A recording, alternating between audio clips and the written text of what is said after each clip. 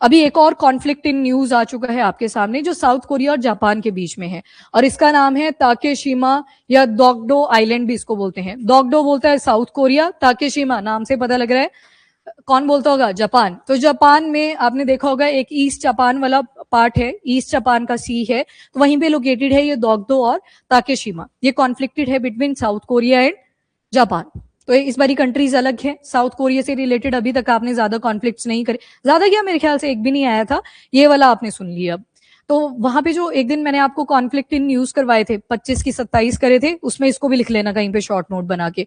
तो दोगडो या ताकेशिमा, ताकेशिमा जापान बोलता है, दोगडो साउथ कोरिया बोलता है। कहाँ पे लोकेटेड है तो वो लोकेशन वगैरह देख लेते हैं। सी ऑफ जापान जो ईस्ट सी भी वहां पे कहलाता है। इन दोनों कंट्रीज के बीच में ये डिस्प्यूटेड है। इसके दो पार्ट्स हैं, मतलब एक इस तरफ को है एक इस तरफ को है, ईस्ट और वेस्ट आइलैंड इनको बोल दिया जाता है। तो ईस्ट वाले आइलैंड को ये दोंगदो बोलते हैं, दोंगदो, और दूसरा जो आइलैंड आएगा दैट इज कॉल्ड सियोदो। ये ऊपर इमेज भी दिख रही है आपको, दो आइलैंड है। अब इसमें भी देखोगे छोटी छोटी रॉक्स और रीफ यहाँ पे बने हुए हैं। रीफ की बात करी, वो कोरल रीफ पढ़े थे आपने, तो उसके स्ट्रक्चर मिलेंगे आपको प्लस छोटी छोटी रॉक्स मिलेंगी। 30 से 90 के आसपास है, ये नंबर बताया हुआ है। ज्योग्राफिकल पोजीशन तो 87 किलोमीटर के डिस्टेंस पे है फ्रॉम साउथ कोरिया, और 157 किलोमीटर के डिस्टेंस पे है फ्रॉम जापान। साउथ कोरिया का उलेंगदो करके एक रीजन है, वहां से ये 87 किलोमीटर पड़ता है, और ओकी आइलैंड है जापान का, जहां से ये 157 किलोमीटर के आसपास पड़ता है। तो मतलब फिजिकली क्लोजर है किसके, साउथ कोरिया के। इक्वी डिस्टेंस नहीं है, मतलब पूरा तरह से हम नहीं बोल सकते, ज्यादा नजदीक है, साउथ कोरिया के पड़ता है। अब हिस्टोरिकल बैकग्राउंड देखना जरूरी है कि ये कॉन्फ्लिक्ट कब से इमर्ज हुआ। तो एंशियंट क्लेम, पहले कोरिया ही इसको क्लेम किया करता था। अब देखो कोरिया लिखा हुआ है यहाँ पे, अभी यहाँ पे north Korea Republic of Korea की फॉर्मेशन नहीं हुई है, आज के टाइम पे आप साउथ कोरिया बोलते हो। तो एंशियंट क्लेम कोरिया का था। 6th सेंचुरी में एक किंगडम हुआ, सिला किंगडम।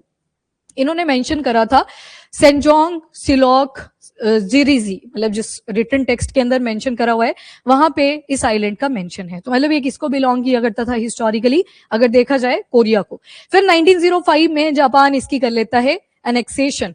इनका एक प्रीफेक्चर, प्रीफेक्चर का मतलब होता है एडमिनिस्ट्रेशन। एडमिनिस्ट्रेशन जो डिवीजन होती है किसी भी कंट्री की, शायद वो आपकी कंट्री से किसी आइलैंड वाले पार्ट पे लोकेटेड हो, तो जापान ने क्लेम करा कि हमारी एडमिनिस्ट्रेशन वहां पे चलती है।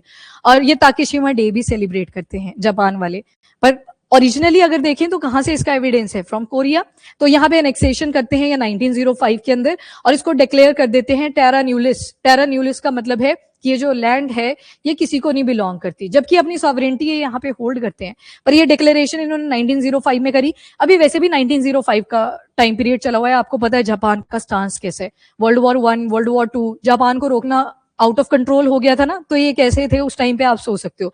अब तो बिल्कुल ही पीसफुल हो चुके हैं कि हमें ज्यादा एग्रेसिव अप्रोच नहीं लेके चलनी, अनटिल और अनलेस रेयर अर्थ एलिमेंट और क्रिटिकल मिनरल की बात ना हो। तो 1905 में इन्होंने नेक्सेशन कर ली। फिर आता है पोस्ट वर्ल्ड वॉर 2 का टाइम पीरियड।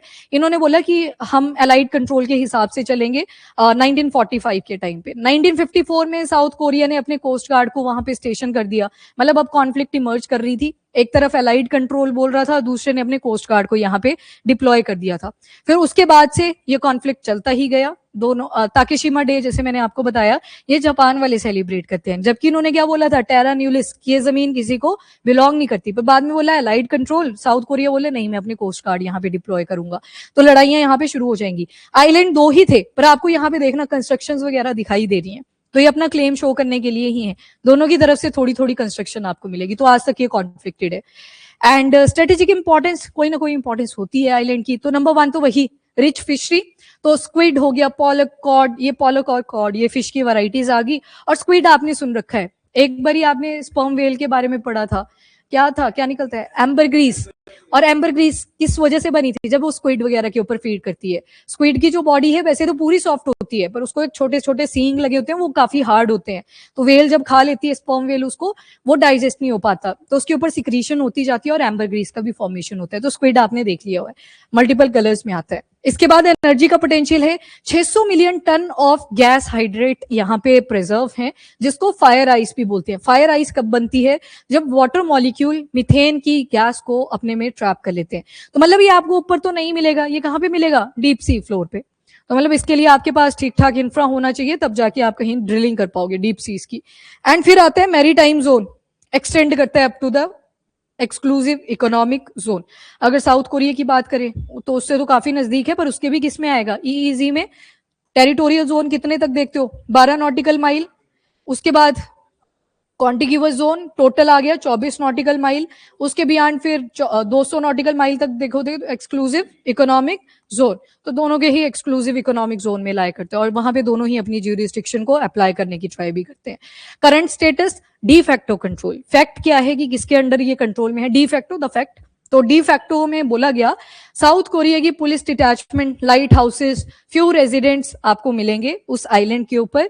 और दूसरा लीगल पोजीशन अगर देखें, ये बोलते हैं कि हमारी तरफ से अब कोई डिस्प्यूट नहीं है, तो इंटरनेशनल कोर्ट ऑफ जस्टिस में केस लेके जाने की कोई जरूरत नहीं है। पर जापान क्या क्लेम करता है, ये तो साउथ कोरिया की बात हुई। जापान क्लेम करता है अपनी सॉवरेंटी के आइलैंड, अब सॉवरेंटी बोल दी तो वो तो क्या बोल रहे हैं, ऑटोनोमस पार्ट किसका है, जापान का, तो ये भी क्लेम करते हैं। और ऑब्जर्व करता है ताकेशिमा डे फेब 22 को, तो इसी वजह से ये न्यूज में भी आ रखा था।